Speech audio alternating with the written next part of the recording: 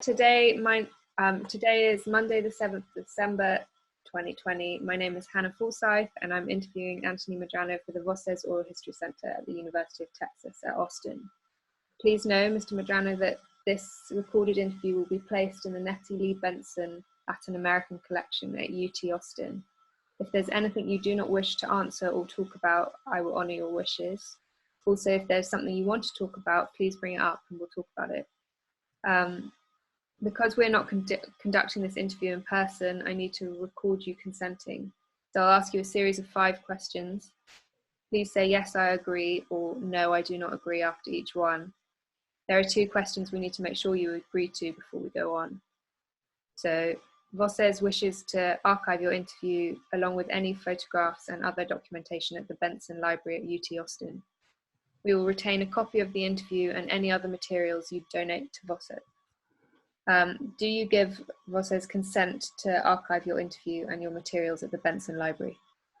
Yes, I agree. Thank you. Do you grant Voces copyright over the interview and any material you provide? Yes, I agree. Great.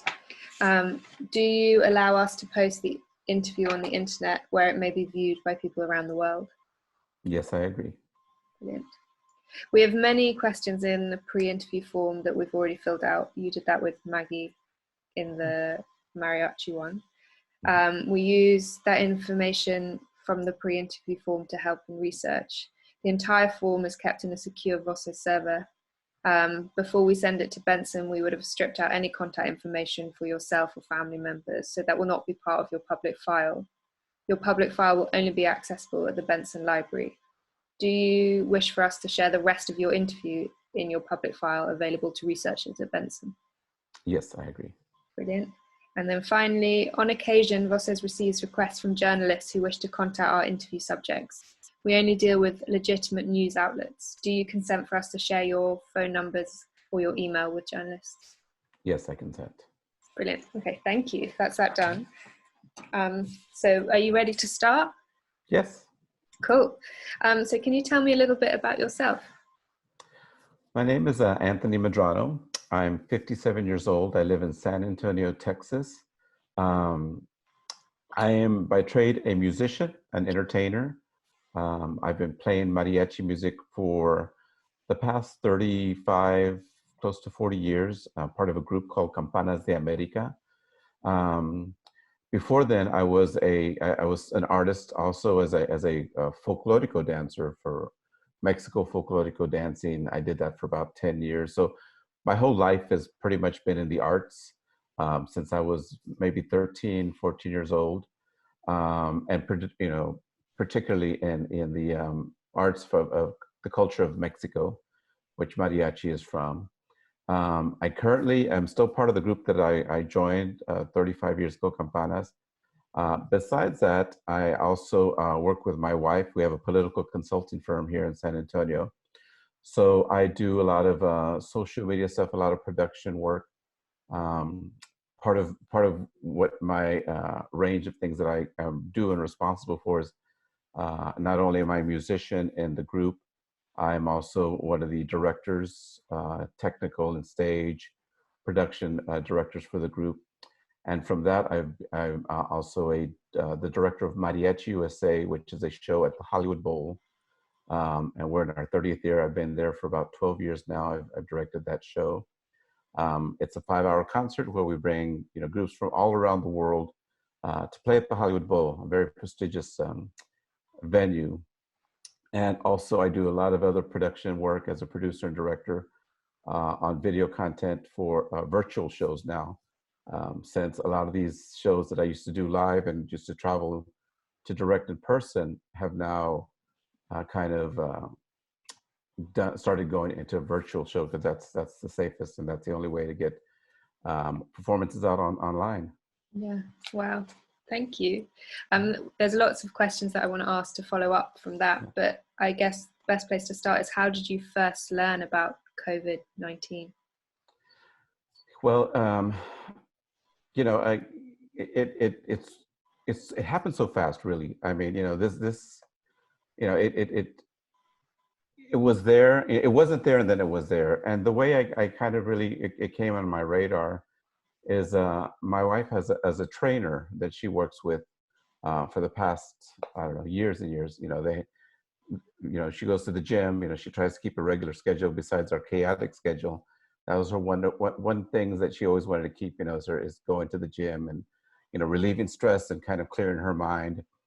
And then when COVID started to just come around, or actually right before COVID came around, her trainer had said his father-in-law, who is a doctor in Florida, said to him and his wife that, hey, I need for y'all to be kind of real careful because there's a new strain of virus coming around. It's like the flu, but it's not like the flu. And, the intel that he was getting that it's going to be really serious. So he told his son-in-law and that family that, just kind of be aware, be careful about, this virus. Take it seriously, basically. So he shared it with my wife, and we're like, well, we trust, our friends that give us some advice like that, especially, and this was before the lockdown and before everything. So that's the first time really taking it seriously and feeling seriously about what was going on. Nothing had really happened yet. There were no lockdowns or no mask mandatories. I don't even know if we were wearing masks then. But that was the first time. When you say taking it seriously, what does that mean? How did your kind of behavior change? Well, it's been an evolution of change. The first thing was, listen to what everybody was saying, was to, wash your hands, understanding the virus. We're very, my wife got her, PhD. She's a UT grad, and so facts and learning about how things happen and work and why it works is very important. So knowing that it was a virus that stuck to things, that you can get it through airborne, these are things that we kind of felt already, that was never acknowledged publicly by the government or anything, but we ourselves kind of had an idea about how it was being transmitted. So taking it seriously means buying extra goods for the house, just in case the worst case scenario happened. So actually, buying toilet paper, buying goods, buying food, buying extra food to not having to go to the grocery store. And we did that. We bought extra supplies of food or whatever, kept them in our garage, even for our animals, dog food, cat litter. We started, and I don't want to say that we started hoarding or trying to be, like crazy, like, the world's going to end, let's just, bunk, we just took those little precautions. So taking it seriously meant preparing, actually preparing for the worst case scenario. I don't know if we were really sold on it was going to be the worst case scenario, but we were preparing. And I know in Austin, the lockdown happened around March, or there was a stay-at-home kind of warning issued in March 23rd. When did something like that happen in San Antonio as well? So, we in our business of working with politicians and we have insight, not privileged insight, but just we're in the circles of conversation where people of power will say this is a serious thing, and I think the first real scare, it's hard to say when the first real scare was. I mean, but I can vividly recall my phone and my wife's phone having an alert. Usually we get those for Amber Alerts. I don't know if you're familiar with Amber Alerts. Yeah. Your phone goes off and saying, child abducted, this is a license plate, and it's usually not just in your neighborhood, it's for the whole city or for the whole county. And, we all get these at the same time. Or when there's a extreme weather emergency, like a tornado, you get the alert on the phone, And it's interesting because when you get these alerts, it's things that are going to happen at the very moment that you need to prepare or look out for. The child is missing now, be on the lookout. The tornado is happening in your area, take cover. This alert was saying that, there's going to be widespread situations for this virus to spread around, and you have to, basically wear your mask or stay home or lock down, don't go out. It was a completely different scenario and mentality to try and understand. It was an invisible monster that was out there, and you didn't know if it was going to come to you or if it was outside your door. I mean, yeah, I remember getting that alert. And that's when I was like, okay. It's serious. Yeah. Yeah. Yeah. I remember I was in the States, and then I watched it slowly kind of come over, because all the news was focused on Europe. And then did you notice how it suddenly just like ramped up and kind of arrived in the US? I've been following it, from the very beginning. I look at the data, I look at the numbers, I look at all the charts of the pikes, the spikes and valleys, and and I knew it was, all over the world, but I was kind of focused on my world, and at the very beginning, I kind of knew what it meant for me and my business and my family, that it was serious enough that I was going to lose out on work, and my friends were going to lose out on work, and my family, because we're very, San Antonio is a very tourist driven town. So I could see already, if people have to stay home, then people don't go on vacations and do other things that we kind of like make our living on, and people aren't going to gather, and that's how we, our livelihood depends on people gathering. Yeah. So that is probably one of its biggest impact on you. Can you talk a bit more about that? Yeah. So back then, it was scary, but it was kind of like, well, maybe this is a temporary thing. I don't think we ever understood that there was going to be waves.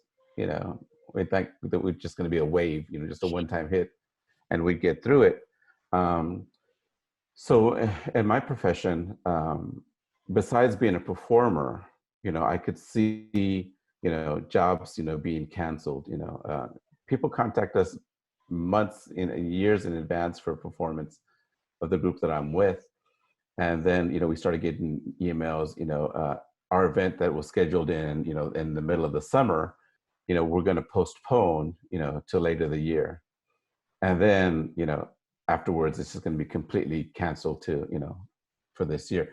So we started seeing those things, being canceled. On my end, as a director and producer of live events, it was a really difficult thing to try and figure out this puzzle of, what can I do and what can't I do? And there was two parts of me. There was the professional part says, well, we can do this, we can go out and have a show, people can come, our performers can come in and do everything that we usually do, and everything will be okay. But on the personal side, I knew the risk, and there was no way, and that's the side that went out when I discussed it with other producers and directors and that I work with.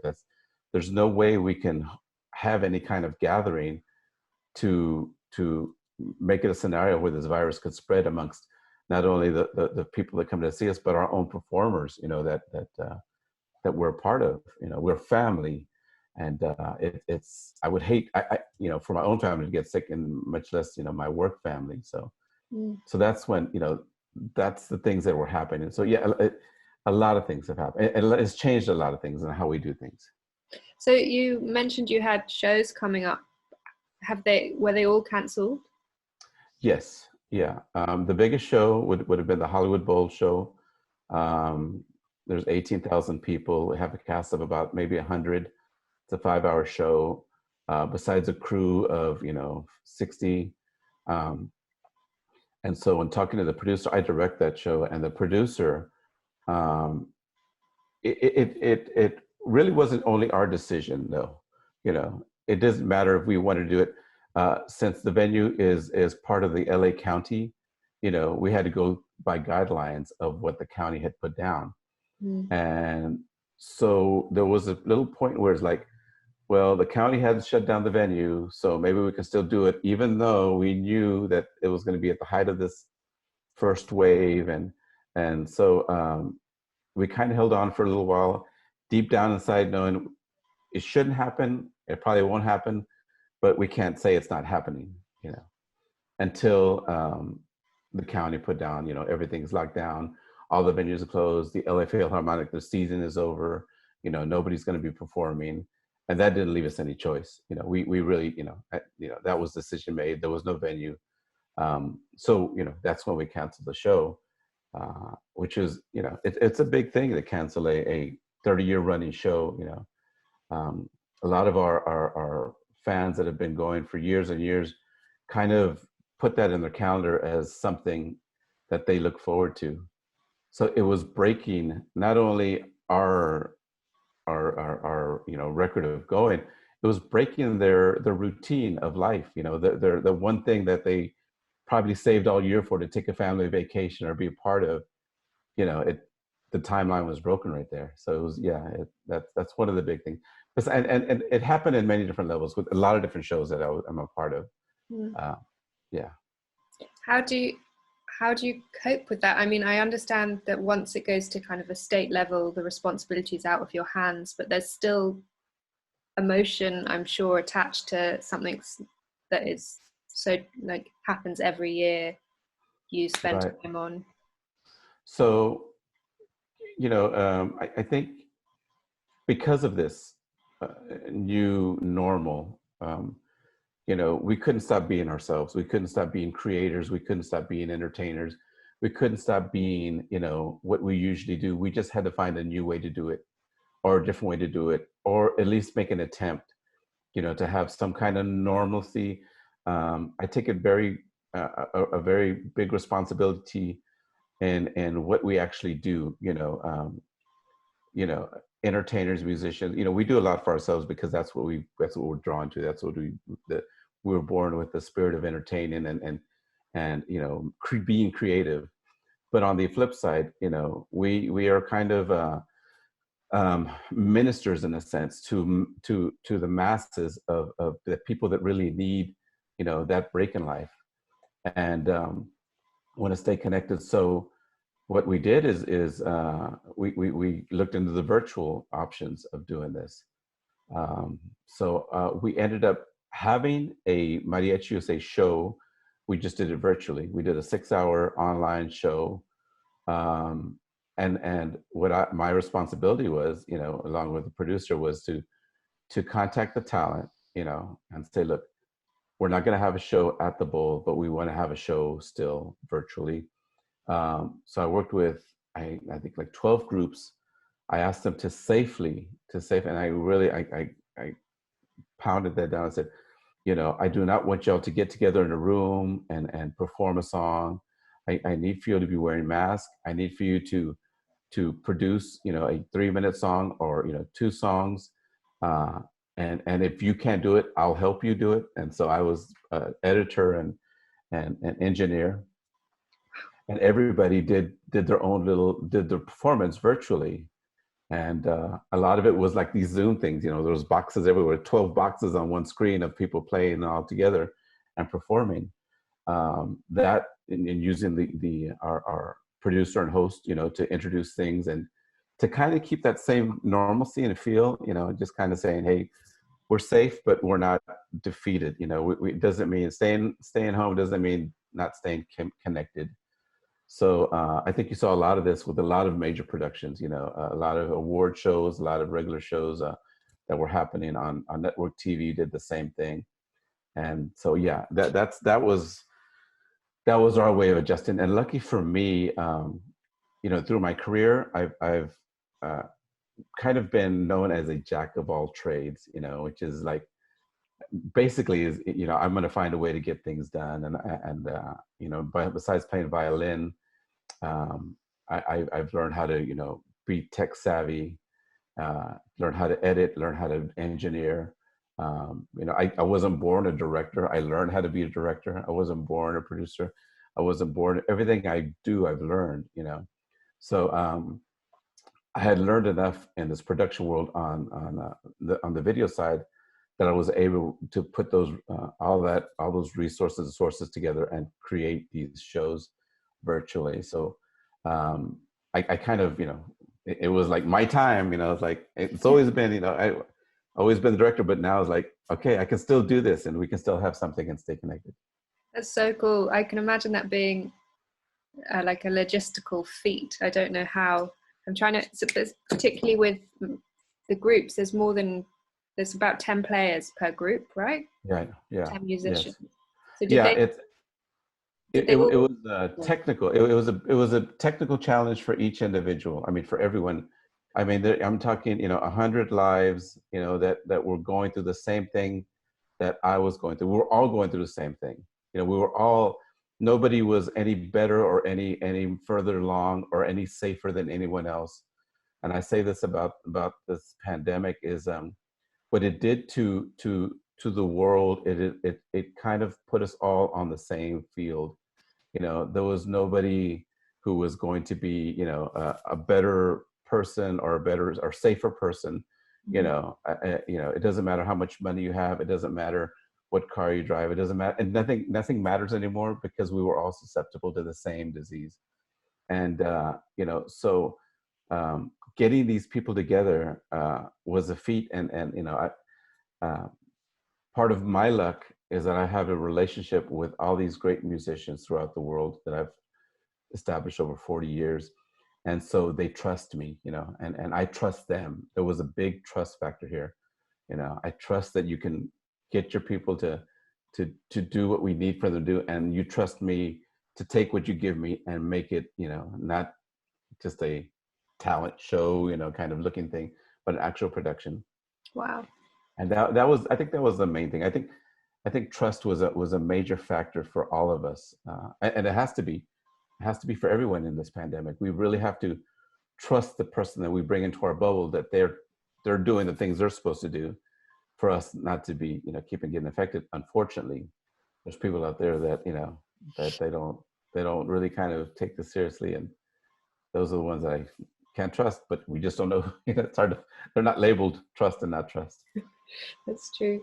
I'm still trying to imagine how the shows worked on Zoom. So did you have individual musicians each in their own Zoom, or however so the way I figured it out, and the way it's, so to pull back the curtain and just to look behind the curtain and to see the wizard who what he really is. A lot of these groups are so established that they have CDs already, that they have professional recordings done. If not, they have their own little studios that they can work with. So we would pick a song and say, do you have this recorded? If not, can you do it in your own personal studio?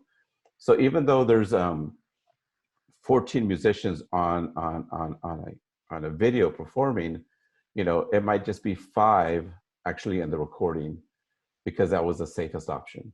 Okay. And then once a soundtrack was created, of those 5 that safely recorded a song, then that soundtrack will be sent to all the members, to 14 members, and they're asked to play along with it, almost, like playback.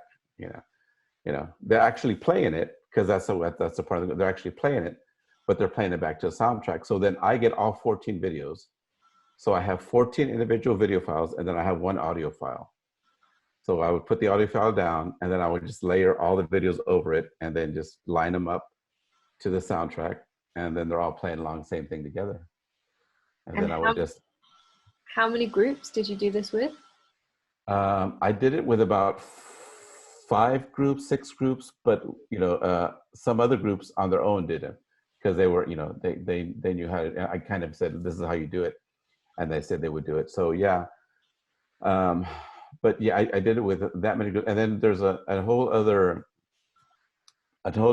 facet of my work that I do with Tejano music. Tejano is, I'm not sure you're familiar with Tejano music, but Tejano music is a genre very, very localized here in San Antonio. I guess the most popular Tejano star would be like Selena. There's a Netflix show out with Selena right now. So that type of music I've been a part of for like as long as I've been with mariachi. So I do a Tejano side of entertainment also, where I do the exact same thing with all these groups.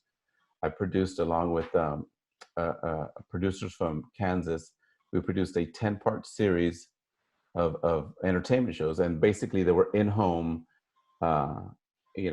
check-ins. It was the whole messaging, though. It was sponsored by AARP, and the whole messaging was about, staying safe, wearing masks, washing your hands, staying 6 feet apart. And then it was just entertainment wrapped around, that message. So,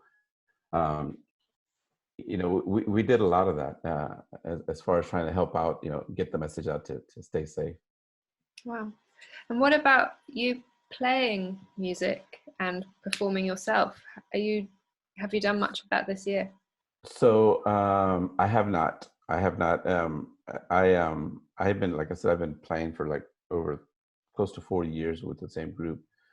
So I've done a lot. I mean, I've really, you can see on my Voces Mariachi interview, I've been blessed to play at the biggest venues. I played at the White House, been with, played for the Pope and presidents and just incredible, just incredible journey, incredible blessing with all that stuff I have. So I've done that a lot. And then I was kind of already feeling like, you know what, I'm going to do more production work and still play, but not play as often. That was my plan going into this past year.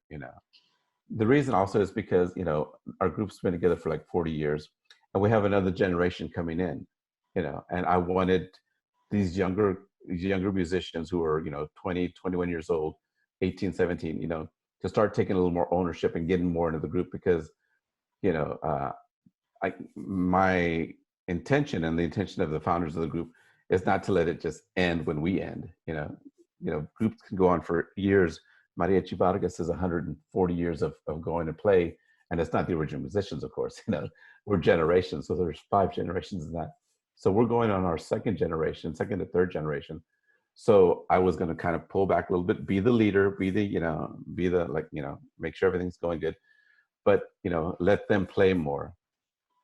I had no idea that this virus was going to play a big part in keeping me and making me do that. So I have not played. I have not played at all. Usually, and I don't know if you can tell, but my hair is just like, I just haven't gone to get my haircut because of the risk. Yeah. The risk or I have asthma, and I have these other stuff that I've always dealt with that on a normal basis I can deal with, but with the virus, I can't take chances. I have elderly parents. I have a disabled brother. These are a lot of factors that kind of, I can't take chances, and I don't. So playing would be taking chances.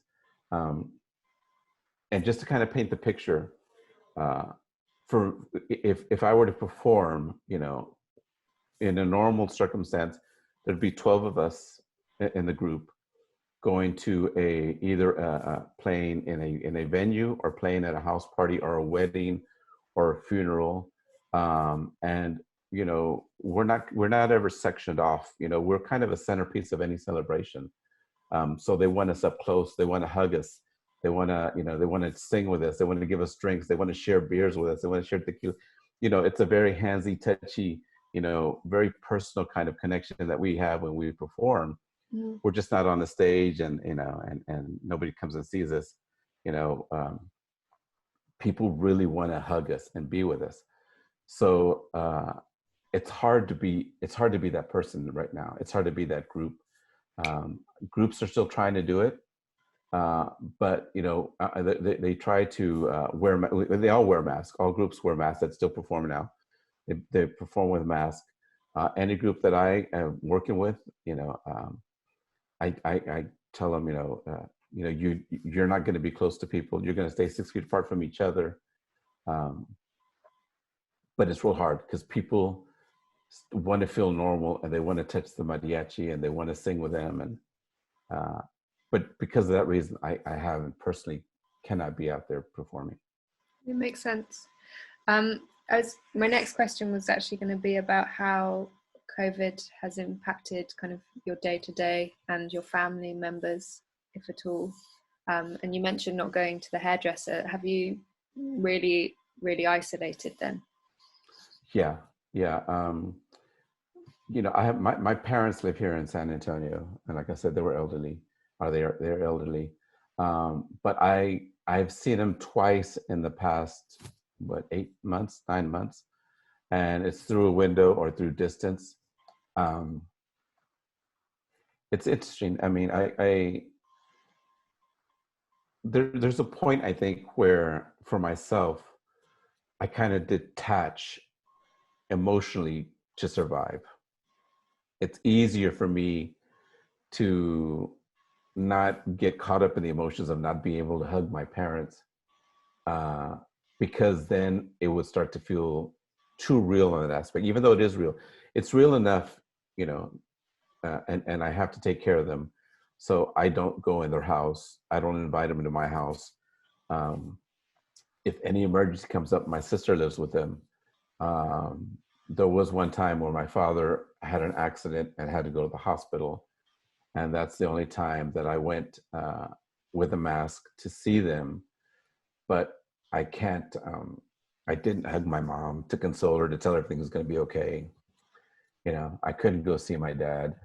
And I couldn't get, you know, I can't get too serious a little bit, you know, because then it's just, it doesn't help. It doesn't help them. It doesn't help me to start crying and saying it's all over. You know, I can't do this anymore, because I do believe that there are better days, and I can afford. I think I can really afford to detach myself a little bit emotionally for the greater good of what's going to happen later. So it's difficult. My wife also, her parents live in Austin, and we haven't seen them. You know, we Zoom with them a lot. Um, my brother is disabled. He's a year younger than me, and he has cerebral palsy. So it's very difficult for him to move around. He doesn't drive or anything. So, excuse me. My sister and my nephew and other family members who live closer to him take turns taking him food and stuff, and checking him. I check on him occasionally, you know, I mean, often, you see if he's okay, you know, mainly on his health. You know, if he Has he starts got feeling. someone living with him or looking after him? No, he lives by himself. He's always wanted to be independent. He's a very strong-willed person. Um, and, you know, but he's also, it's a very, I don't want to say sad, or, you know, because it's an incredible accomplishment for a man with his disabilities, but his abilities are outweigh those to where he just wants to live on his own. He has a house, he has a dog, he has a cat, you know, he cooks his meals. Um, you know, he doesn't drive around, but before in the quote unquote normal times, you know, he still was kind of homebound. He was homebound because he didn't drive. Um, and we'd always kind of have this conversation where he would say, you know, y'all get to go around everywhere, y'all get to do things, and I can't do anything because I'm disabled, and you don't know what it's like. And so he would really get emotional about, you know, about his disability. You know, he never really wants to accept that he is disabled, you know. But you know, it's the fact that he is. And now he's kind of, it's kind of interesting because he once in a while would say, well, now you know how I feel. You know, you can't go anywhere. You know, you have to stay home. You know, and he doesn't mean it in a malicious or mean way. He means like, you know, this is, you know, this is this is the way it is for me a lot. So, you know, we kind of joke that he's been in training for this pandemic. You know, so we kind of look to him to find ways to feel okay. And you know, so yeah, that's kind of how. Yeah, it's been difficult. It's been difficult. And do you have any ways of kind of, I don't know the word, kind of anything that's like therapy within these weird times, to kind of not doing therapy but playing music at home, or anything that's like a catharsis for the stress of all of it? Um, you know, I think I'm in a constant state of self therapy even before this pandemic started. I've always, I've always had issues emotionally before growing up, from suffering from depression. There was a time where I had a breakdown where I had these panic attacks and I couldn't understand why. And it's like, you're a performer, you perform in front of thousands of people, and what are you panicking? How do you, they don't see that part of me that really is struggling.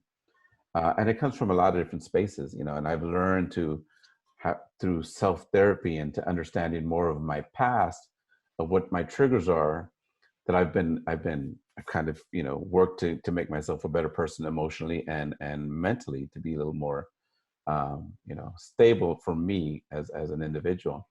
So that was happening before the pandemic. And I think now that the pandemic is happening, all those little lessons that I've learned and all those practices that I've put into place have kind of helped me. As far as finding something to do to take my mind off things, I'm just always busy. In our political consulting firm here, we just got through with a presidential election. So my wife is very involved in national politics and local politics, and of course I'm part of the company. So we've been busy. We've been busy, and that's a whole other thing of to talk about of politics and the virus, because a lot of the way people get elected is by meeting people and having events, and that's what we do. We would organize events for candidates to meet the people and walk in their doors and knock on doors and stuff like that. And it changed. We had to go virtual again also. Our offices would usually be filled with people coming in and out, getting stuff to flyers and signs to put out for candidates. And this year we locked our doors. We've locked our doors for the past 6 months, with a sign on the door and saying, you're going to get your temperature checked. We do by appointment only. So we've been busy. Being busy has helped. Yeah, I can imagine. For context, will you tell me a little bit about the consulting firm and what you've been up to over the last year with the election? Yeah, the consulting firm is called Vivo Politics, and my wife is the owner, Dr. Laura Barbarena, UT grad, and so she's been doing this for over 20 years.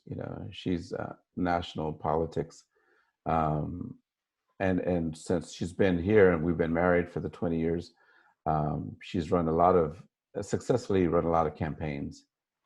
She's very sought after here in San Antonio as a political consultant. And so it's a lot of work.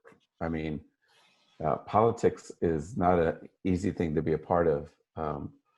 You're always running against somebody. You're always trying to make the person that you're with better than somebody else. And that other person might not be a bad person, but you have to sell, this is why my candidate's better. We make, we make enemies, not enemies at a time. And which I mean is like, for that 3 months or whatever, people are against you. And then later on you're working with them, and then we're all working together. It's a weird kind of thing. And there's always some persons that really want to, try their hand at being an elected official, who want to serve the community, who want to make a difference, who want to change what's going on in the political world. So they come to us. I joke with my wife that sometimes I feel like doormen to politics. We let people in who really want to get into this world, and then sometimes we have to let them out because it's already done. But we're always there. They have to come through us, to get to where they'd like to be. And it's always busy. Profitable, we deal in candidates who can do more social justice stuff than, they're not, so we don't have millionaires, coming in saying, I want to be a candidate, here's $1 million, help me. No, a lot of us are very, humble people who don't have much and just, but are good people and should be elected. So that's kind of what our world is as far as politics. We're very busy. We always have work. It's kind of like, and I'll just say this, for my wife, being in that world, there's always work, because always somebody wants to be, you know, a elected official. So there's always work there. For myself as a musician, you know, if I needed to make $30 today, I can get my violin, go to the corner, you know, play, put my little can out there, and, you know, if I find a good spot, I'll get money. So I don't really have to depend on a group or an organization, you know, and a lot of musicians are that way, you know. We can make our own living, you know, $1 at a time. It's not easy, but, you know, I think that's kind of one thing to talk about, you know, as far as what we do. Well, and so when you said you closed your doors in the consultants firm with your wife when COVID came, so how did things change? How did you do your work? Was it all virtual? It's all virtual. It went from having so we have an office space, and then we have a big room called the War Room, which is a big meeting room with a billboard, you know, with a whiteboard on the back, and with all the stuff, you know, and strategizing and computers everywhere. But that completely went virtual. So much so my wife also, you know, besides, you know, she's also like me, where she does many things. She does many things well. So besides being a consultant and a campaign manager, she also does focus groups throughout the country, and she also directs commercials for big candidates throughout the country. So that would mean she would travel a lot. You know, she would travel. You know, I would joke because I didn't know when she would travel until I got the email confirmation for her flight. You know, because she was just like, oh, "What's this? Oh yeah, I got to go to DC next week." I was like, oh, "Okay, well, all right, good." Or I have to go to Albuquerque. You know, so this was a regular thing. Besides myself traveling a lot, I mean, her and I would cross paths all throughout the country the past 20 years of traveling everywhere, because, you know, I travel for my entertainment, she traveled for her work. And this year, for her, you know, focus groups are now all done through Zoom. You know, she just connects with people from a region and does her focus groups. And even in the directing part, the camera crew were, let's say, in Georgia, will set up the shot, and they'll put her online, and she's looking at the video like this of the camera, and she'll direct through Zoom. So she'll say, "Okay, let's go ahead and do this again. Let's give me the shot. Let's pan over here. Let's start here," and then she'll tell the talent or the campaign or the candidate, you know, "Let's start from this line. Can you just say this one more time? Okay, let's do that again." So, you know, everything is done like virtual now.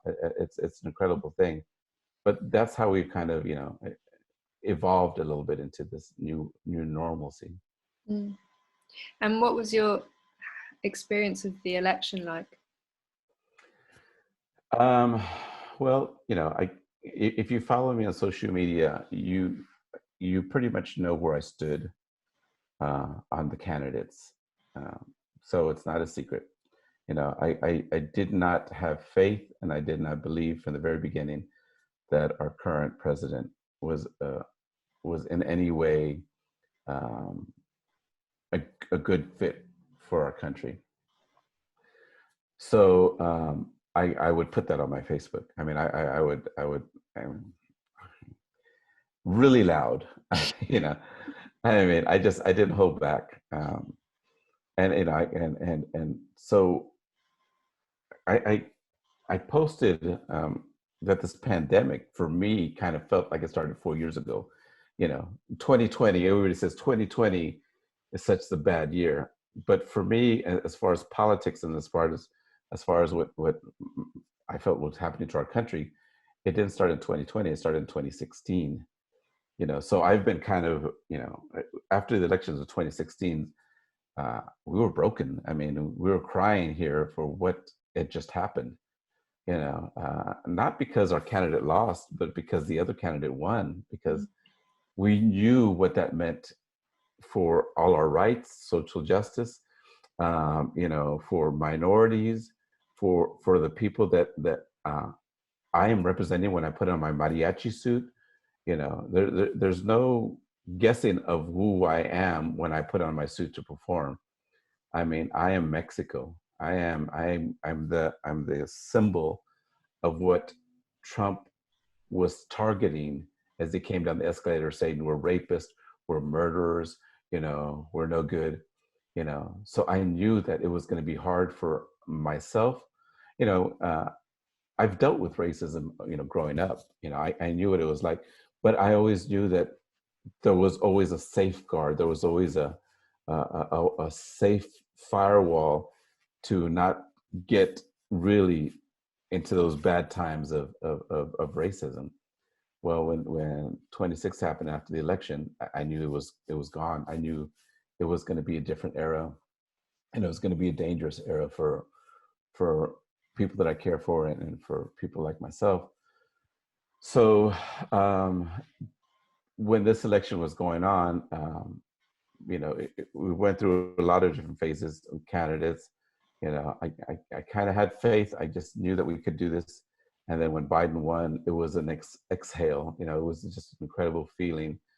I knew it wasn't going to be easy. I felt it and I could see it.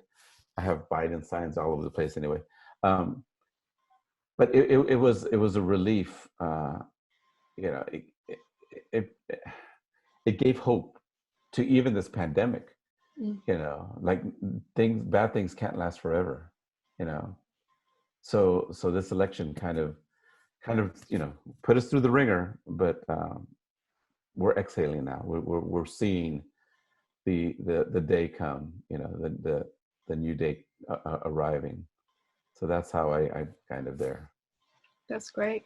And when you look forward to the future, what do you hope for with the new president and what's coming next?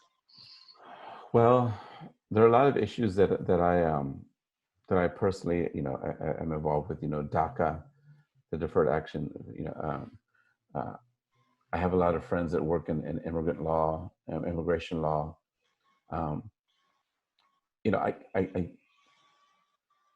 There's no reason why to not, have an inclusive country. The reality is, this country is really divided almost down the middle between, accepting and denying, accepting people for who they are, accepting, everybody to be their own person and to have their own choices. And the other half is, want to deny, that kind of rights to everyone. So I know this isn't going to be, I know on January 20th, there's no switch that's going to say, oh, there it is, everything's fixed. It's going to be a long process. It's going to be a very long process, but it's a step in the right direction. We're facing the right, we might not even have taken a step yet, but we're at least facing the right direction, which is good enough for me. I'm okay with facing the right direction. We might take a while to take a step, but I like that we're facing the right direction. Yeah, it's better than going backwards. Yes. Do you think the pandemic kind of highlighted already kind of quite severe inequities in the country? Do you think it kind of brought more things to light than there were, or has it just? Well, it like I said before, this pandemic put us all at the same level field, at the same playing field, the same level as far as susceptibility. There was no race that was immune or that had the cure. There was no social class that was immune or had the cure. There was no, there's no language. There was nothing that anyone could claim they have that was going to make them safer than anybody else. So I think politics kind of divided those people that, it's the whole mask wearing thing.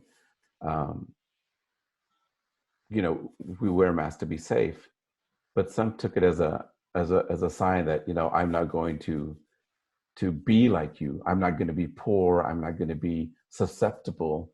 I'm not going to be, weak, because that was the break, who's powerful and who's weak, and it's not about who's being safe. So when we all started wearing masks, and people who should be wearing masks, who don't have any better privileges or better accessibility to healthcare or anything, don't want to wear a mask, I felt it was them saying, I'm not going to be weak, which was totally mind blowing to me. Is, you know, this is not about you being weak. This is about you being safe. You know, what cost is safety? You know, what cost is wearing a mask? You know, just to be safe. Mm. So this pandemic kind of really, and unfortunately, politically, people used it and they weaponized it. You know, they weaponized the idea of what this pandemic was doing. You know, they weaponize it. You know, they want to take away your freedoms. They want to take away your rights. You know, they want you to wear a mask. They don't want you to be outside. You know, this is all them trying to rule your life.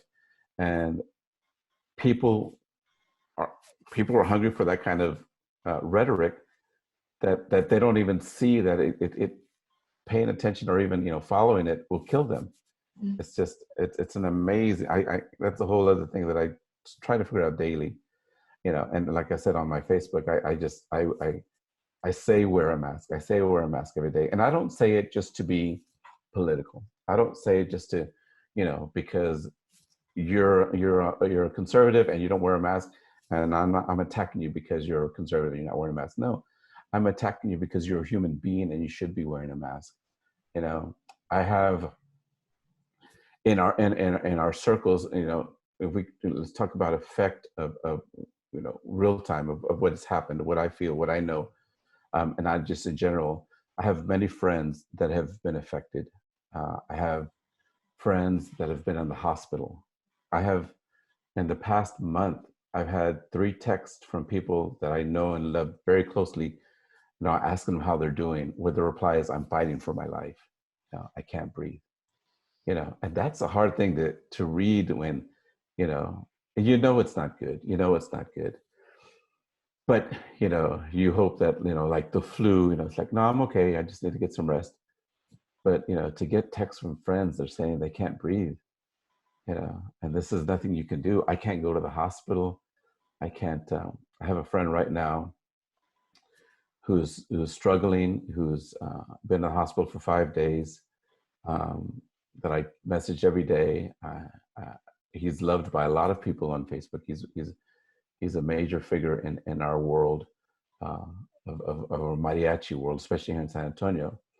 And I talk to his wife, you know, daily. I communicate with his children because I've known him for 40 years. Um, but it's just that's how real it is for me, you know, because of maybe politics or rhetoric, you know, that you don't want to wear a mask, you know, because you think we're trying to make you weak. You're killing people that I love. You're literally just being stupid, and it's not a race issue. I mean, I talk to people of color just as hard, you know, to other Mexican Americans, to Latinos, because they're, you know, they don't wear a mask either. And I have family members. I think currently right now I have maybe 8 or 9 family members who are dealing with the symptoms or getting over it. I've had maybe 15 or 20 people that I know that have recovered, um, from various stages, from being intubated, from being on respirators, to coming back and, you know, getting therapy, but still having issues. Um, this is all very real. It's not, yeah, it's not a made up thing, and I'm not crying wolf. No, I understand. It's a lot, especially when it's so close to home. It kind of illuminates how real the whole thing is and how scary. And I guess Yeah. people that don't want to wear masks probably haven't noticed or kind of believe it will touch them, but it's Well, foolish. it's you know, I think there's a mentality, and I say this to everybody. It's like, how are we doing on time, by the way? Do we need to restart, or we? It's still fine. It hasn't Okay. stopped. I think we'll just keep going until it does. Okay. Um, you know, there's I think there's, and I don't know if it's just a denial or a misunderstanding or just uneducated as far as understanding, you know, people think that if you were with family, you're okay, you know, and it's not that way. It's you know, you really have to stay within your own household. You know, you can't, just because, you know, I have a brother and sister and father and cousins and grandparents and uncles and aunts, doesn't mean that I can still gather with them and that's the same household. No, it's not the same household. You know, I have my own house with my wife, and interestingly enough, well, not interestingly, well, just factually, a year and a half ago, we opened up our house to a Venezuelan uh, student musician, classical musician, who was looking for a place to live. So we offered her upstairs, you know, as for rent, you know, to live with us. And he's been with us since a year and a half ago. Well, in the beginning of February, he asked if his mom can come visit. And we said, sure, and of course. And his mom is in her, like 78 years old. She's from Venezuela. So, you know, it's, you know, I think it's a good idea for her to come and visit and spend time with her son, you know, like all moms want to do with their kids. So she came over and she stayed with us for 2 weeks. But right after she got here is when the whole pandemic started sweeping in Venezuela, and everything's in locking down over there. And so to this day, she's still with us. She's still living with us. She brought very little, you know, as far as clothes, because she was just visiting. And now, you know, every day, you know, so she's part of our household. That's our household. My wife, myself, our musician and his mother who live upstairs. So we spent Thanksgiving with them, you know, we made our meals there. Um, her nephew just passed away yesterday morning of COVID in Venezuela. So you know, that's you know, it's just incredible what this virus has done to leave people stranded. You know, I'm just glad that we're here to be part of that. You know, to help out in this little way, to not make her feel like she's homeless or that she's, you know, has nowhere to go. But that's, you know, that's part of our DNA of who we are. We just, you know, we try to help people.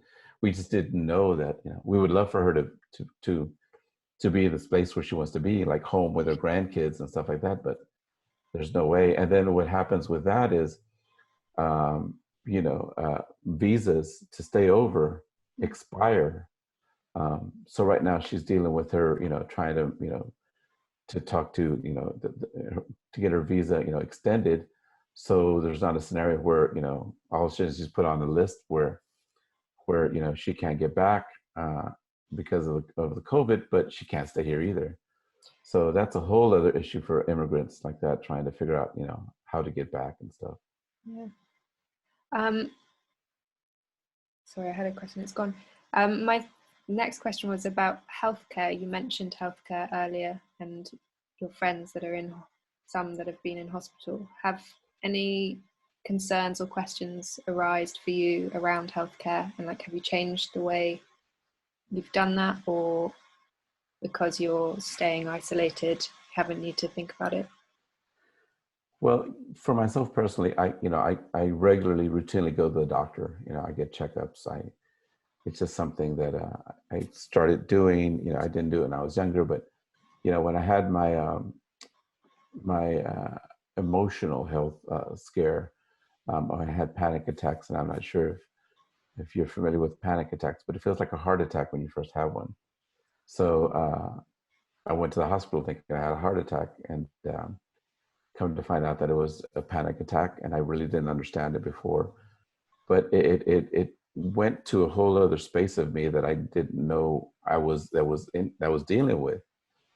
So you know, after that, I would take medications, and I started following, you know, a regimen of going to see a doctor, you know, regularly, and finding out about my health and figuring out more about my personal health care.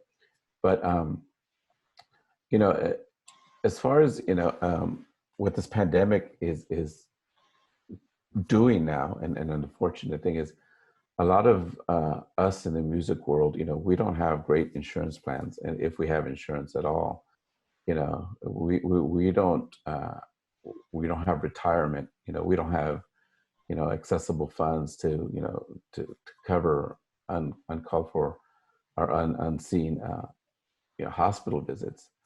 And I think that's something mentally for me is like, I really have to, for my own financial, for my own, household, if I were to be reckless and get sick, or my wife to get sick, and we end up at the hospital for a long, extensive stay, or even worse, have to deal with funeral costs or anything, this is a big financial hit of the survivor or both of us trying to figure out for the rest of our lives, plus dealing with the aftermath of, the symptoms. And I think that plays a big role in my mentality of, not wanting to be exposed, not wanting to be, I sanitize my hands crazy now. I mean, I'm always, doing the hand sanitizer. I carry my mask everywhere. And that's because, if I were to get sick, there's a chance I would survive or anything, the initial, virus, and feel better. But, on the healthcare side, financially, what would it do to my insurance? What would it do to, these are things that I just, I don't want to put my household in that situation.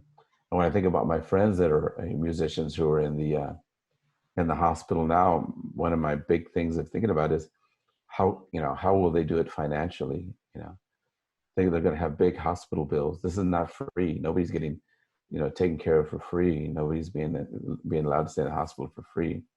The friend I talked about earlier, who's been in for 5 days, his wife just had a stroke last year, and these are young people.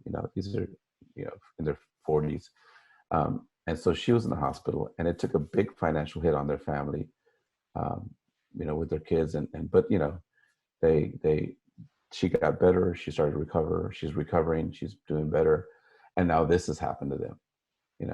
And when I talked to my friend, his wife, I told her the other day, I said, look, I know this is a big hit financially, so if there's anything I can do or help with, just let me know. I don't have $1 million, but I can do whatever I can and help y'all and for the immediate, and she just kind of said, look, as long as we both have breath and we're together, we can be okay. We'll worry about money later. But that's it's a hard thing. How, because I've never been in the healthcare system in the US, how much would 5 days, like, is it a lot? Yeah, I depending on the care, I mean, you get charged for everything. I mean, for every kind of equipment being used, or every treatment, or every medication. It's not, it's just a bill that just adds up. I mean, I've seen stories of, 6-figure bills, when people come out of the hospital, so it's just not, it depends on your insurance too, what you're able to afford and what kind of good insurance you can get. But, for my circles of people, who've never had a steady job to where, good insurance and good benefits, my generation, I think the generation now are becoming smarter and having more access to that kind of benefits, but for me, I've been a musician all my life. I mean, I've self-employed, I've been my own boss, and that's the way it is. That's the way it's been, and that's what I chose. I guess I could have been a postal worker like my father and been in the postal system for 40 years and be retired by now and have benefits and know that everything's taken care of if I would get sick, but or join the military, but I never did that. This is kind of the path that I chose. It's an added pressure for sure to have kind of the fear of going into hospital, whilst you also don't want to get sick during this.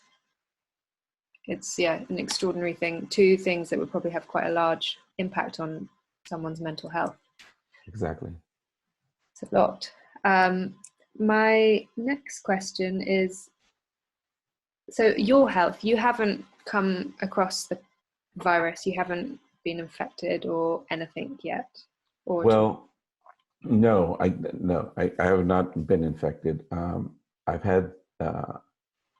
We've had, I don't know if we call them brushes with the virus. It's like, if the question is how close has the virus gotten to you, I can answer. I can say, we've known people who had it, and I guess, okay, the scenario or the reality. Somebody comes into our office. We do temperatures and they're fine. It's a meeting, or we meet somebody somewhere outdoors, for business, because we don't do any pleasure anymore. Everything's business that we have to do. And then on one occasion, the person called later on and said they were feeling sick. They had a temperature and they're going to get a test, and that they were around somebody who just tested positive. So that's how it gets. Person you meet has been around somebody who's positive. They just found out and they tell us. So it really kind of screws with your brain at that point, with your mentality. It's like, well, okay, so did it get to me? Did it get to me? We start monitoring ourselves. I check our temperature every day. There's the little pulse oxygen oximeter, whatever. My brother, part of what my brother did for all of us, since he's homebound, he likes to do online shopping.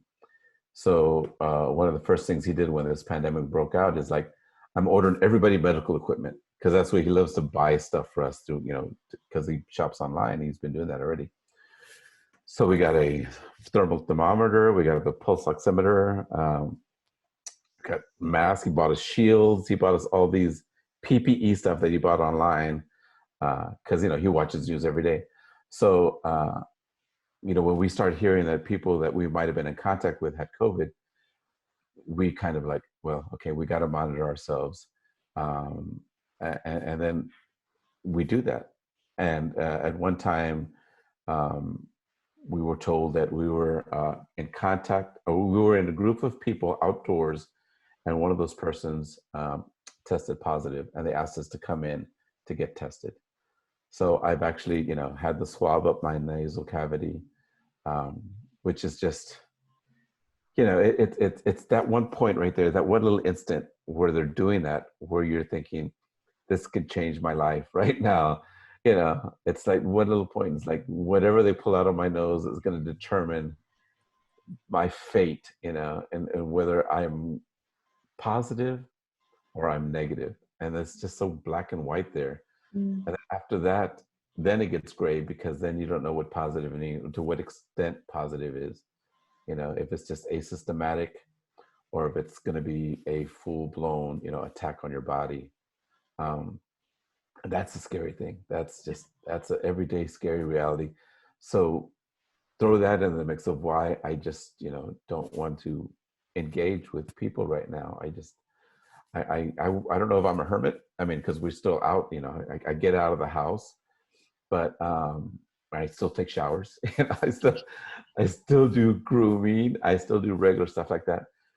But as far as gathering, even I'm very wary of just like drive-by celebrations, or because we do them, just to kind of stay active, or not too many, but I don't want to get caught in the trap of, well, get down, it's okay, we're all going to be separated, you can stand over there. It's still a scary thing to think that for me mentally, sharing any space, even if it's 20 feet apart, it still feels like it's dangerous to me. Maybe it's my paranoia. No, I don't think so. I think that is just you being sensible, to be honest. What is a drive-by? So the way we figured out about how we do virtual shows now to stay connected with people. Now in celebrations for birthdays or stuff, for our friends, and a lot of people do that here, we do a drive-by celebration. So basically, the one who's being celebrated, the birthday girl or the wedding couple or whoever, will stand in front of their house, and a parade of cars will drive by honking, and we decorate our cars with signs saying happy birthday. And as we drive by, we have our mask, and we would roll down the window, and we hand a gift out the window, sanitize our hands, and sometimes they would give us a little cupcake or something, and we sanitize our hands. And that's it. That's the way we kind of celebrate, as safe as we can, because we can't go in their house, we can't go into a hall, we can't go to a restaurant, we can't go to a bar, or we shouldn't. I mean, people still do, but you know, that's the way we feel safe, and to acknowledging, because life is still going on. People are still having birthdays, people are still being born, people are still passing. COVID, as time hasn't stopped, it's just our way of life kind of has. But it's interesting because we don't have any kids, but we have what do we call our village of people that we're really close to, our friends who aren't blood related, but we just love them so much. Of about 8 people that we're just really close with, and they have kids, and they have real young kids, 2 or 3 years old, up to 8 years old. And those kids now, when you say happy birthday to them, they pretend like they're honking a horn, because that's the way they know of celebrating birthdays now. It's incredible. My goddaughter, our goddaughter, who's just turned 5, I think, or 4, when we cross paths, just from far away, she's giving air hugs, and that's her way of. That's her normal. That she knows she can't hug us. She knows she can't, but she doesn't really feel like it's a bad thing. She's not hurting like I'm hurting, because I can't hug her. She's understanding. She accepts that, we give air hugs now. If I want to tell you happy birthday, honk the horn. Yeah. So that's the kind of ways that we're dealing with with this pandemic. We're all in our little car. So these aren't like the law in San Antonio, or the kind of the regulations for COVID in San Antonio don't say that you have to celebrate or do things like that. Currently, you're allowed to go and meet people, right? It's very fluid, all the regulations. I mean, it changes day by day. The city, the mayor and the county judge here every day do a news conference at 6:15. And what they do is they update on the amount of infections, the amount of deaths, the amount of hospital beds that are available, the amount of ventilators, the amount of people in ICU. And so this is every night. And right now we are at about averaging a little over 1,000 people a day getting new infections in our city. Deaths are averaging maybe 2 or 3 a day. This is a very factual thing that you see every day on this news conference. All the news services share it. I share it on Facebook, but it tells you the numbers of what's going, what's happening. And what our city officials do is, depending on what the cycling, what the spike is, or what the trend is, they will make declarations or guidelines, guidances to what can happen. The latest one was right at Thanksgiving. They issued a curfew for 10 p.m. on the Thursday, Friday, Saturday, and Sunday of Thanksgiving weekend, which means you can't gather with anyone in your house or outside past 10. That's to cut down the amount of people gathering together. They also they've also done where you can't have 10 or more in one location. When it got real bad, there was no more than 10 people can gather, at any one place. It doesn't matter where, if it's a house or whatever. Right now, restaurants are allowed to have people in the patio, but some are not. No indoor dining. So you can, if you have a patio, you can open up and serve. But then sometimes these patios just get just as packed. People drink and eat and gather and move around, and I really don't see I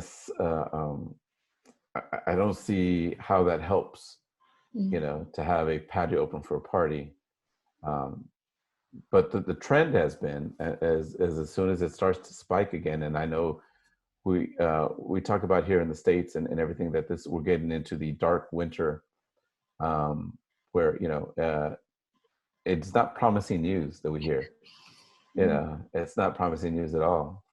And I think people's mentality is, well, I better have fun now before we get really locked down. that's just completely defeats, this doesn't mean, party hard because you're going to have to stay home for a couple of days. The reason we're going to have to stay home for a couple of days is because you're partying hard right now. And it's just hard to get that message across to people. But do you find yourself having to talk to people in your community to like convince them that it's worth staying home for everyone? Or oh yeah, every day on my Facebook, I yell, I wear your mask, wear your damn mask. For people who can't breathe, I'm telling you to wear your fucking mask.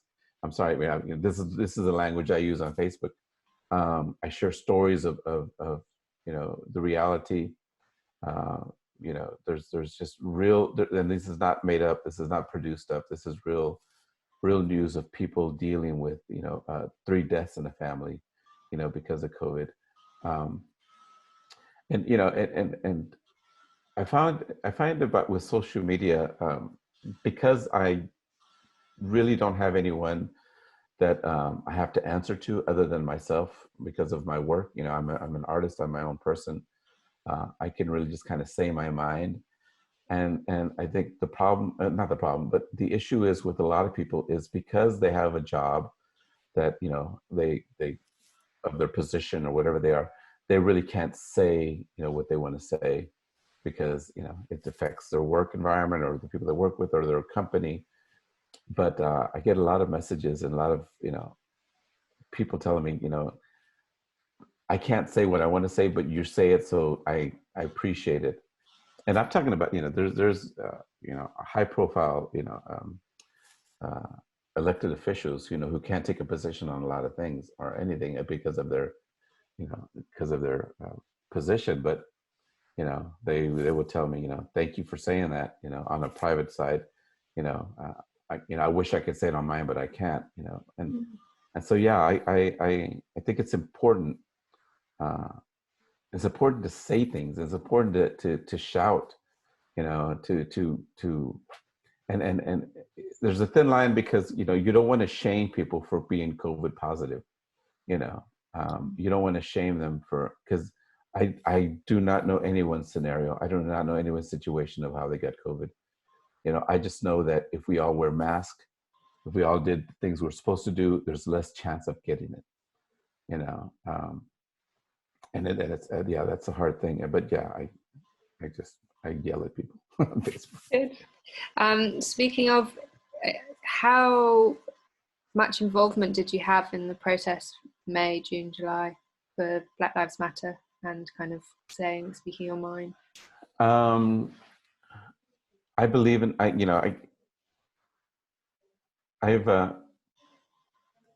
so it's political. Mm-hmm. There's a political, if you say Black Lives Matter on Facebook, you have people that will say, well, all lives matter, and it's really, you try to explain, that's not the same thing, I'm not trying to tell you that this, all lives don't matter, but, I've shared a lot of content. I've blocked a lot of people off Facebook, my own family members, who had a different political view,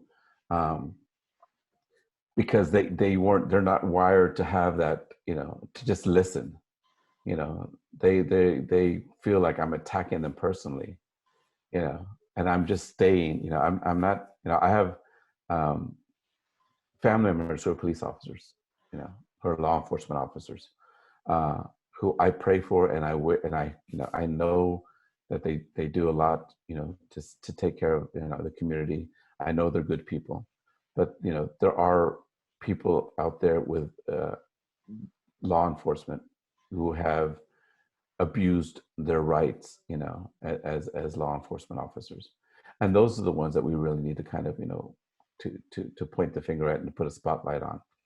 But it's politicized to where, you point the finger at one, you point the finger at all, and that's not the case. And you can't win that argument a lot of times.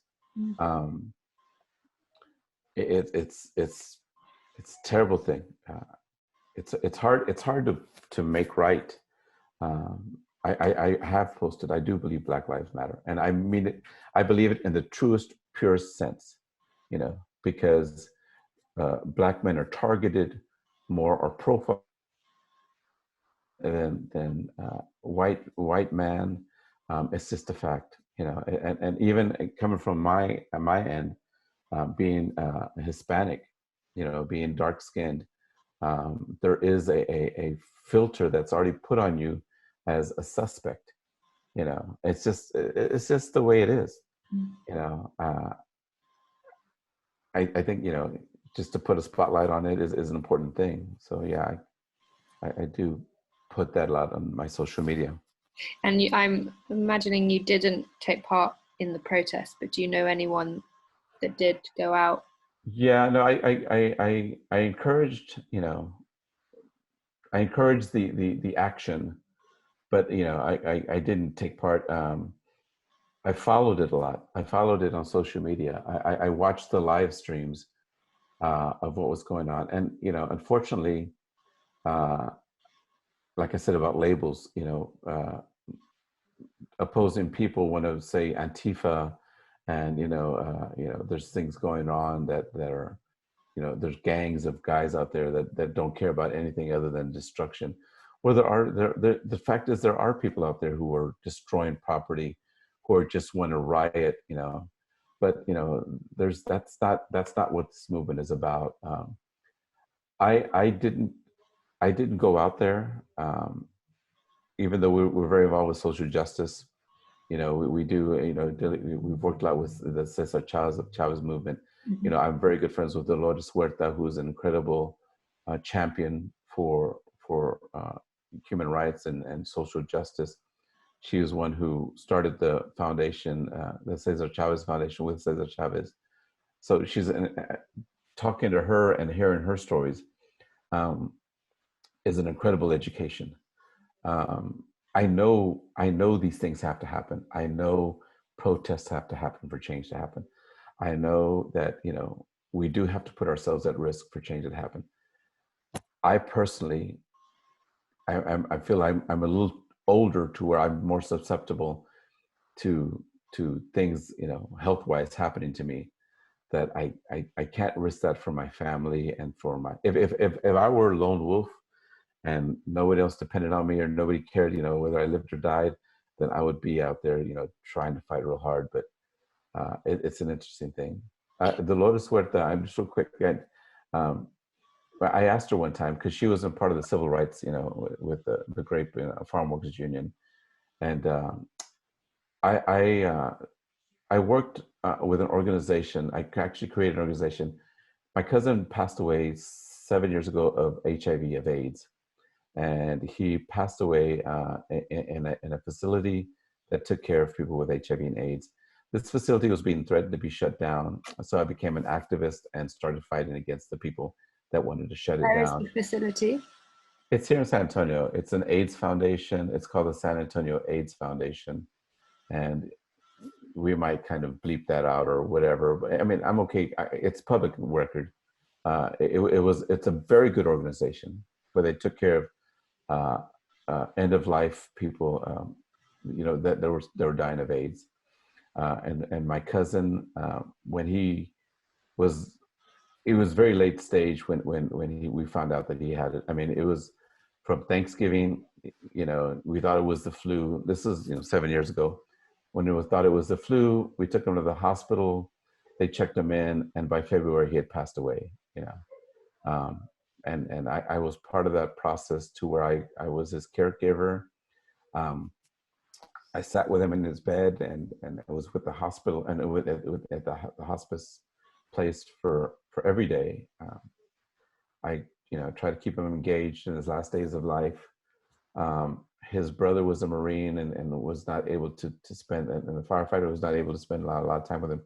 His sister lived in Austin. She couldn't be with him at his bedside, and my aunt was elderly, and she really was struggling with the whole idea of even claiming, you know, to telling people that he had HIV. I mean, there was just, you know, the social issues of telling her church ladies, you know, my son has AIDS. And so, you know, I knew I've known a lot of people that have died of AIDS because of being in the arts and everything. So I was there for him. for that fight, for that last, that last dignity as he passed. And then afterwards, I said there was an issue with the organization changing over and changing the mission to no longer do this kind of work. So I became an activist. I started fighting with the board of directors, nurses who worked there at the facility, who were just very upset that this mission was changing for this organization, started calling me on a personal basis. Anthony, please help us. I don't know what you can do, but we know you can do something. You've been here for us, when your nephew was here or your cousin was here, and we know you're a good person. How can you help us? Can you get a hold of media? Can you stop this from happening to this organization? And it got really ugly to where, I had confrontations with a director on camera where he would, basically tell me I wasn't allowed to be in there, that I was doing wrong, and trying to cover up his, his involvement with the organization. A nurse had passed away because of her stress, because it was just such a bad place. And she would call me and text me, and Anthony, this is not a good place. This is stuff happening. You need to help. She passed away in the facility of a heart attack because they made her life so miserable and stressful. And I just went full activist, and I would picket in front of the place and sign petitions and made the media and everything.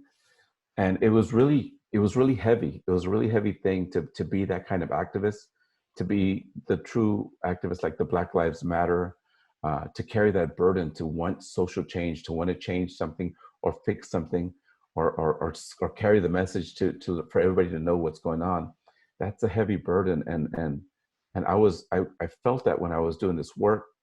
And later I got to speak with Dolores Huerta about her involvement, with the whole farm workers. And I would see videos of, attacks, of brutal attacks by people who didn't want change, who would, beat people. And even Dolores Huerta herself was beaten. And I asked her, was it worth it? Or, is this the way it's supposed to be? Are you supposed to almost get killed for a cause? And she said, yes. Unfortunately, to have change, there has to be action. And sometimes in those actions, people die or get hurt, but that's the only way it's going to happen. There's no intention. No, we're not trying to go out there and kill people for the change. We're just trying to be the messenger for the change, but people will kill you because of that, of being that messenger. Yeah. So I reflect back on that and thinking about the protests and the Black Lives Matter, and what the true cause and the true messengers, what their burdens were, and I follow them and I support them in that cause. Thank you for sharing that. It's a very powerful story. I have to look up Dolores Huerta after this. Yeah, she's an incredible. She's still around. In fact, this past year, I think she was arrested, for a sit-in, for a cause. She's I think she's 90 now, but she's still strong. I know that when she was younger and doing these kind of causes, these actions, like the Black Lives Matter stuff, that's same type of change, social change action. She was severely beaten by police officers, and she had her spleen broken, and she was in the hospital, and she almost died. And she talks about that. And after that, she went to court, and she was awarded a settlement for what the officers did to her.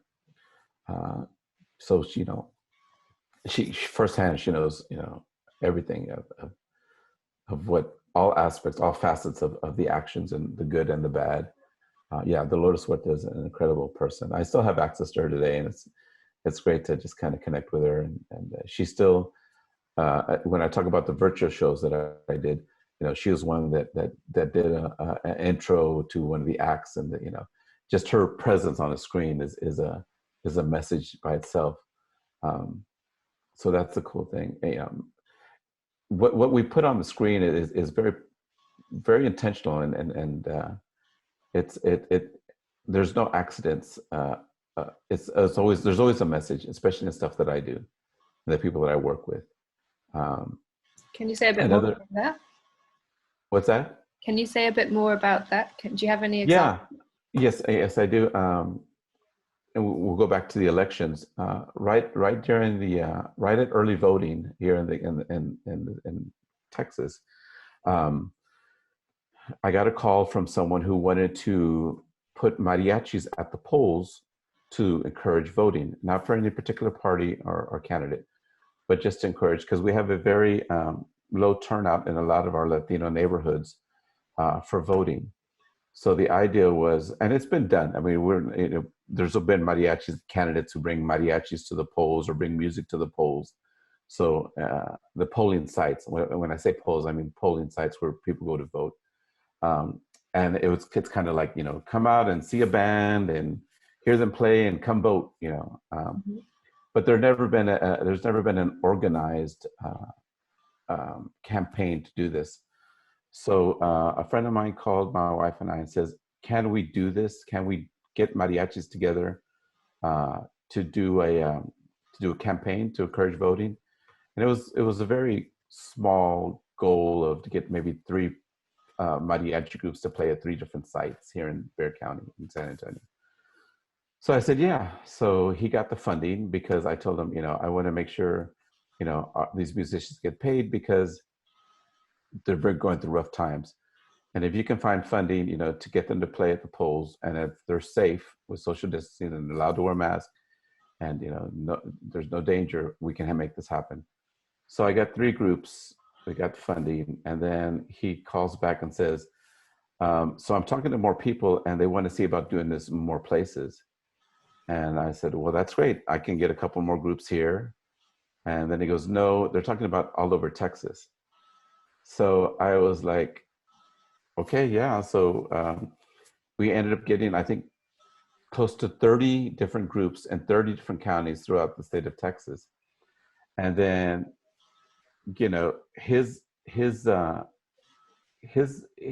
one of all of our, even though it was nonpartisan, it wasn't, you know, for any candidate or party, you know, we still wanted to make a social statement, you know, and we talked about, you know, when Trump came down, you know, for his initial campaign and says, you know, we want to, you know, build the wall. We want to, you know, they're Mexicans, they're rapists, they're murderers, they're criminals. We need to keep them out of here. You know, my partner says, you know, I wish we could say something, you know, about that, you know, without, without jeopardizing that we're nonpartisan. And I told him, I promise you, when you see a group of 8 people dressed in mariachi outfits at the poll, that's going to be a statement by itself. That's a visual to where we're saying, you know, you are not rapists, you are not criminals, you are not, you deserve a spot here in this country, you know, so you should come vote and celebrate. We're here to encourage that. We're a reflection of you, you know. So that was an example of what the symbolism is of what we do and how we do it. That's great.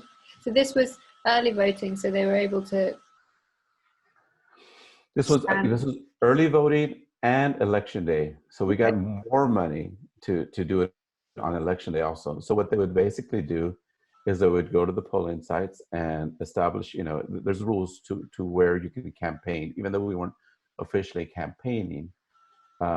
Wherever the voting booth is, there's a distance marker of 100 feet that you can't be within that 100 feet unless you're going to vote, you know, in that space.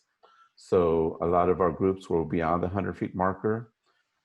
Since there was a lot of votes going on and we encouraged more voters to go out, we would go online. It's called Yo Voto y Grito. It's a campaign that's online, Yo Voto y Grito. We have a Facebook page. And so what I would do is I would go live on Facebook and I'd say, you know, I'm here with Mariachi Campanas de America.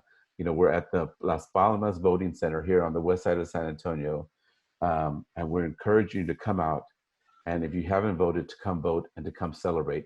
This is some music. You know, if you have to stand in line, it's okay. We'll be here to entertain.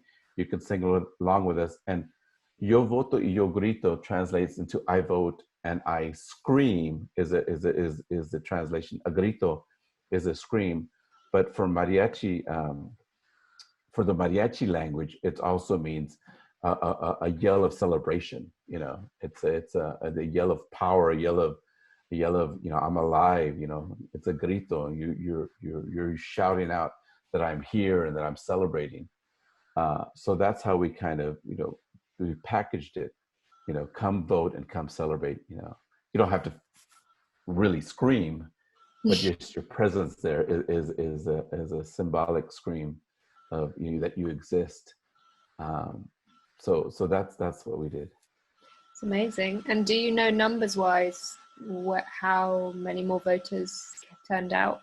You know, as you can tell from, you know, this was the most votes that ever happened in any election for both, you know, the winning candidate and the losing candidate. I mean, the numbers were out the roof. You know, I think, you know, we played a small role in that. You know, I didn't say we changed the numbers or we won the election, but I just, you know, what I picked up personally from people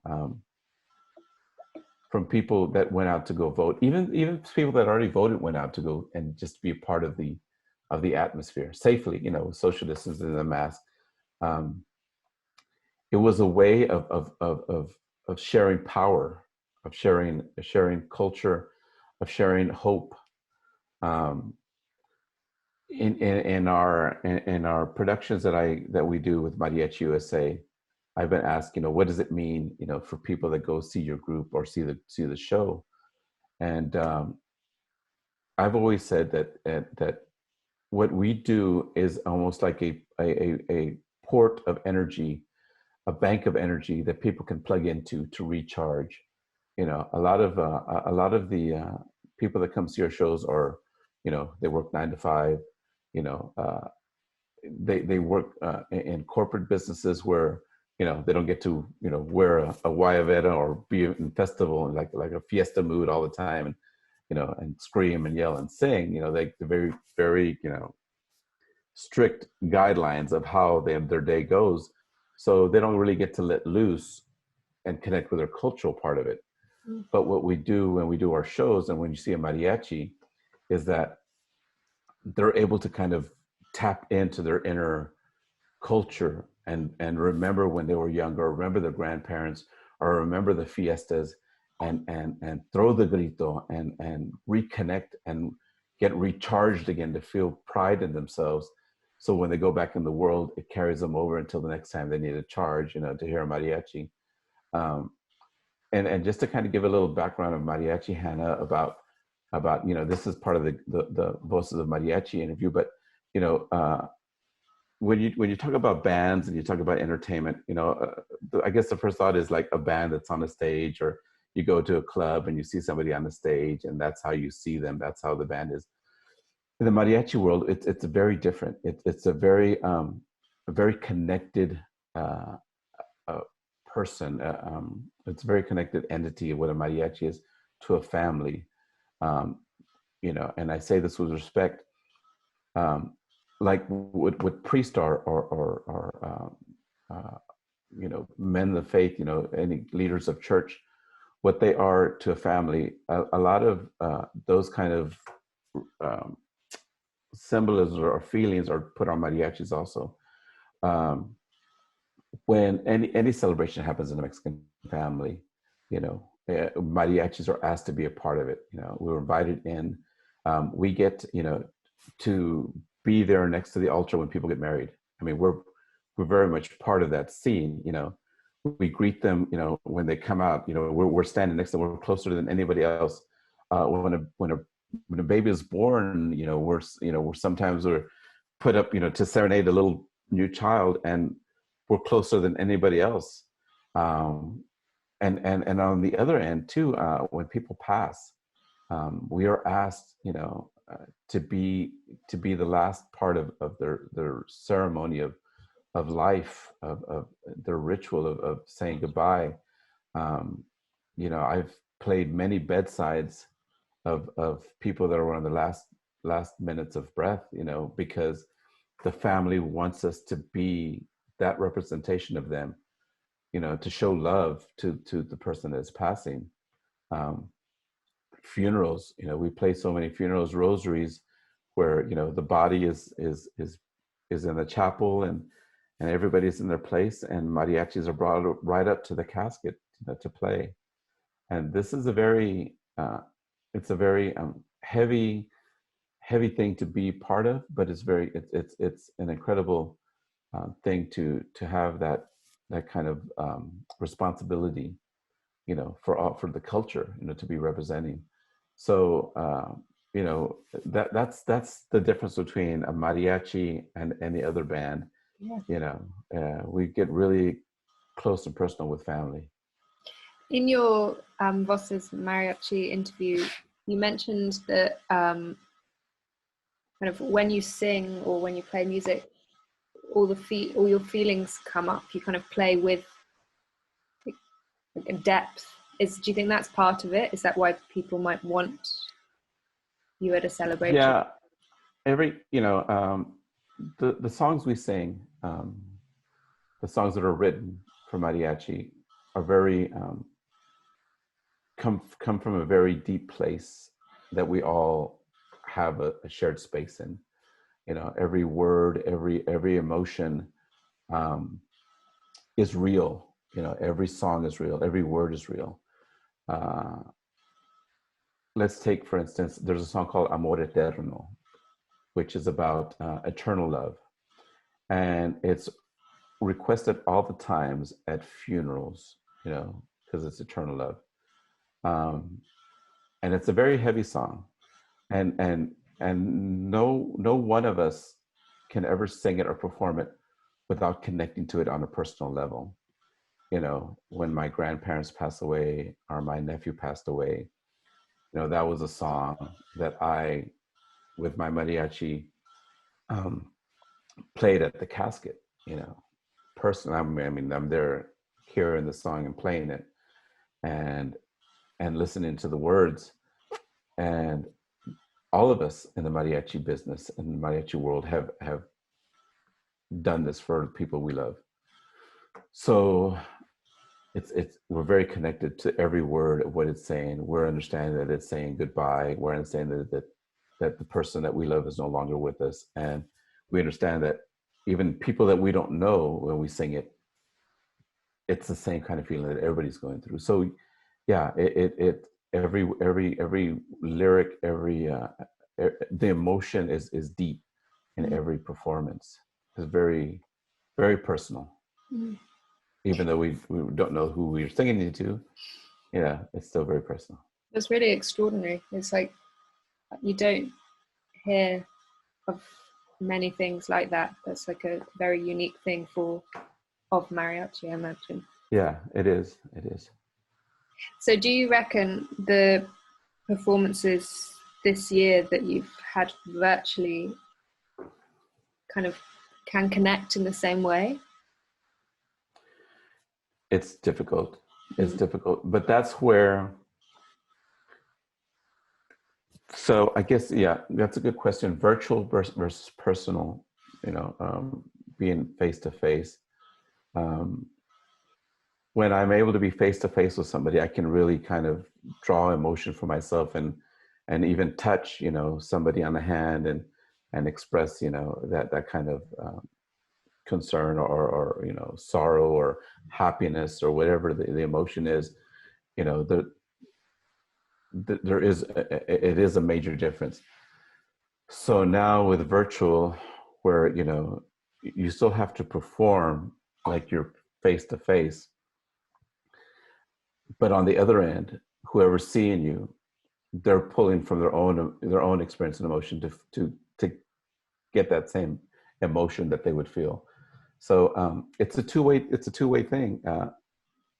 We do virtually, well, we can never duplicate it because, you know, it's just a whole other realm. But we do it the way we do it, you know, if we were in person. And I know a lot of people that see it draw from the emotion of, you know, where, you know, it comes from, to feel that same feeling. Mm. I think I think we're doing that. I think we're able to do that. It's not the same, but it's kind of the same. I can imagine this year being so unique in its kind of the way that everything's had to change, that kind of whatever feelings may be lost and new ones might be created because you're all in it. As you said, we're all on a kind of similar platform. So if some people are trying to feel over virtual, they'll get something definitely. Does that make sense? Yeah. No. The fact that they're able to hear the songs, still in a kind of real time. I think that's the secret. I mean, there's so much on YouTube videos we can look back at performances and or songs of things that are emotionally, we're connected to. But when you do it again, and it's a real time kind of feel to where you're performing it, you might not be live in person, but it's real time, and I think that feeling is able to come across and work. I think it works. It's not right. It's not. It doesn't feel right. It shouldn't be right. We shouldn't have to do it this way, but we're able to do it this way.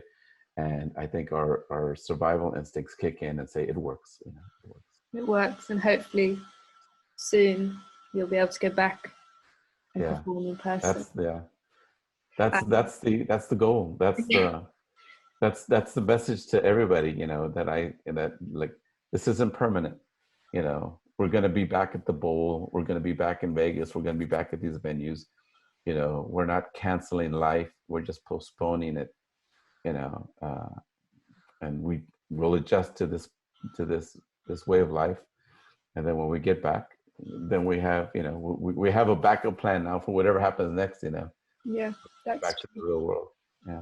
So in the UK, they're about to roll out a vaccine, which I imagine America will slowly follow suit. How does that feel?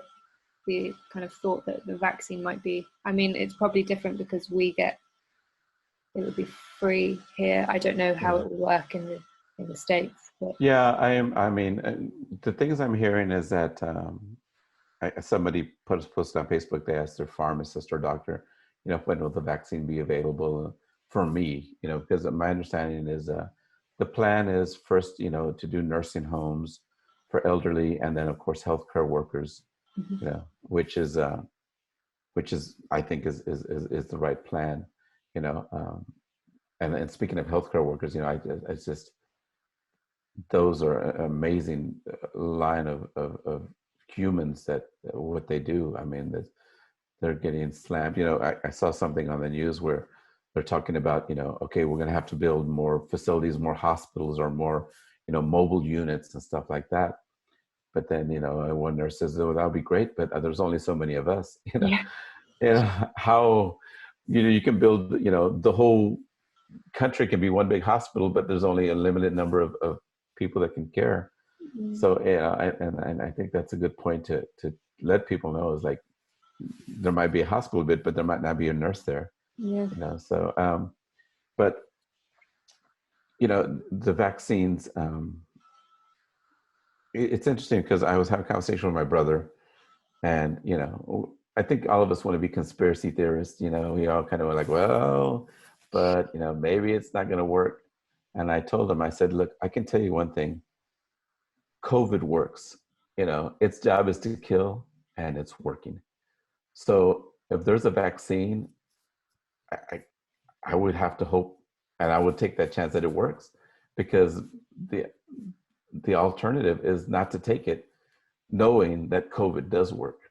So I'm happy that there's a vaccine. I'm happy that there's so many people working on it. I'm happy that there seems to be some type of beginning of an ending that's happening, because we didn't have a beginning of an ending. We haven't had it, and now we have a beginning of an ending that is some positive news. Like I said, we're facing the right direction. A bit of hope, which is nice for everyone. Yes. I think I've gone through most of my questions. Is there anything else that you would like to share? Um, no, I think we said a lot. I mean, there's always something I want to say. You know, I just hope that, you know, that whatever you need or whatever you want to, you know, we're looking for, that you were able to get from here. Definitely. I mean, it's been a fantastic interview. We've covered a lot.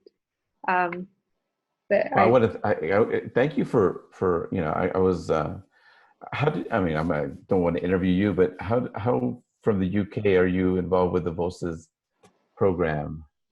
so I was in Texas when so March, I was there for about 3 months, and then I started volunteering with Voces, but Okay. then we went into lockdown, and so I started doing it remotely, and then came back to the UK and have just carried on ever since. Because Did you were you part of the Voces interviews here in San Antonio?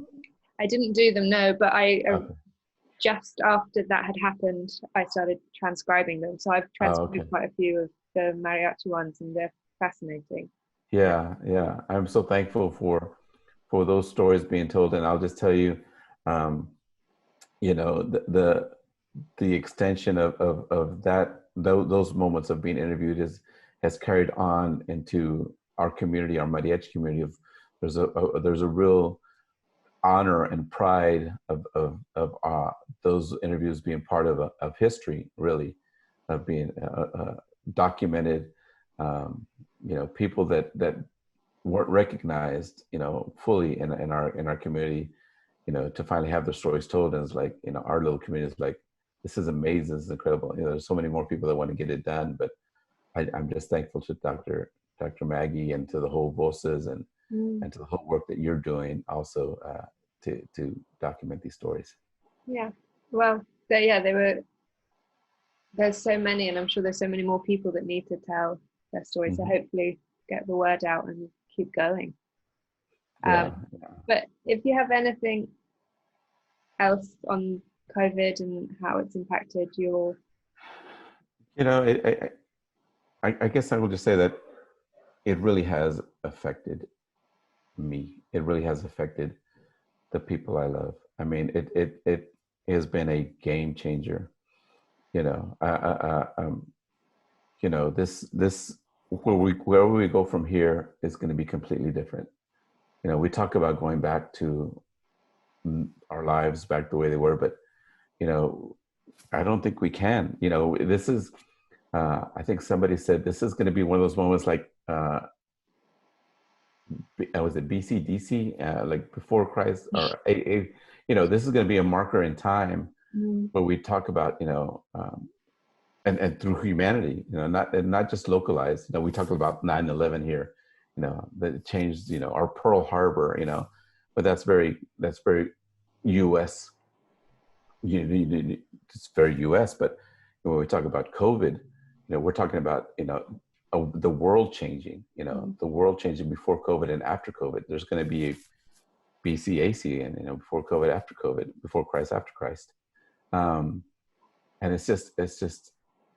it's mind blowing, you know, that we really need to understand these things. You know, I think 100 years ago was the Spanish flu, and when I first started researching about our pandemic and known that there was a pandemic back then, and then hearing the rhetoric of the president saying, "Oh, this is just going to last a couple of months. You know, it'll be over in a few days. There's just 5 things."